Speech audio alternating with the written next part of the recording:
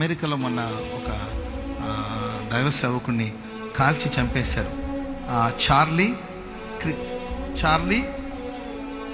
Charles Crick అనే వ్యక్తిని చంపేశారు. ఆయన గురించి నేను 2-3 విషయాలు, అంటే ఆయన గురించి ఏంటంటే న్యూస్లో వాటిలో వీటిలో నేను చూశాను.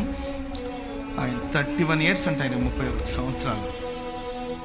ఎక్కడికి వెళ్ళినా ఆయన ప్రభు గురించి ప్రకటిస్తుంటాడు. పెద్ద ఆస్తిపరుడు.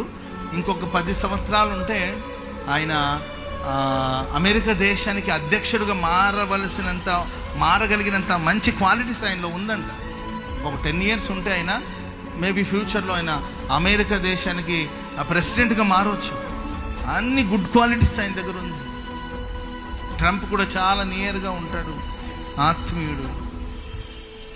ఆయన ఏ డిబేట్లు వీటికి వెళ్ళినా, ఎక్కడికి వెళ్ళినా, ఎవరు ఎలాంటి ప్రశ్నలు అడిగినా, ఎన్ని ప్రశ్నలు అడిగినా ఆయన చిరునవ్వుతో సమాధానం చెప్తాడే తప్ప ఎక్కడ ఉక్రోషంగా వాద వివాదాలు పడిపోయి ఉక్రోషంగా ప్రవర్తించే అనుభవం ఎక్కడ చూసినా చిరునవ్వుతో సమాధానం చెప్పి ఒక మంచి దైవజనుడు.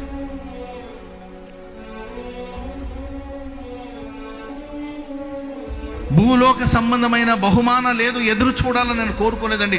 ప్రతి స్థలములో క్రీస్తుని ప్రకటించాలి, దేవుని ప్రకటించాలి, దేశానికి క్షేమం జరగాలి, దేశంలో ఉన్న ప్రజలు క్రమశిక్షణగా బ్రతకాలి, నీతి తప్పి ప్రవర్తిస్తున్న మనుషులకు నీతిని ప్రకటించాలి.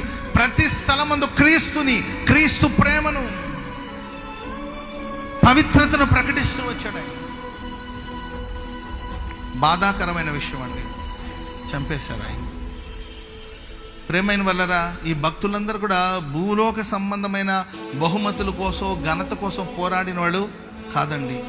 నా తండ్రి పని మీద నేను ఉండాలి, నా తండ్రి పని నేను చేయాలి, నా తండ్రిని నేను సేవించాలి, నా తండ్రి పనికి పరలోకమందు నాకు ప్రతిఫలం దయచేస్తుంది.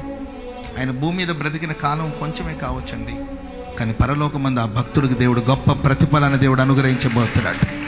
పరలోకమందు గొప్ప ప్రతిఫలాన్ని దయచేయబోతున్నాడు. హల్లెలూయా. ఆయన భార్య చెప్తున్నారండి, ఆయన మిస్సెస్ చెప్తున్నారు, నా భర్త ఈ లోకాన్ని విడిచిపెట్టారేమో, కానీ తన రక్షకుడైన యేసయ్య ముఖ దర్శనం చేసేదాని కోసం ఆయన తండ్రి సన్నిధికి వెళ్ళారు. స్తోత్రం చెప్పండి, అందరూ గట్టిగా చెప్పండి, గట్టిగా హల్లెలూయా.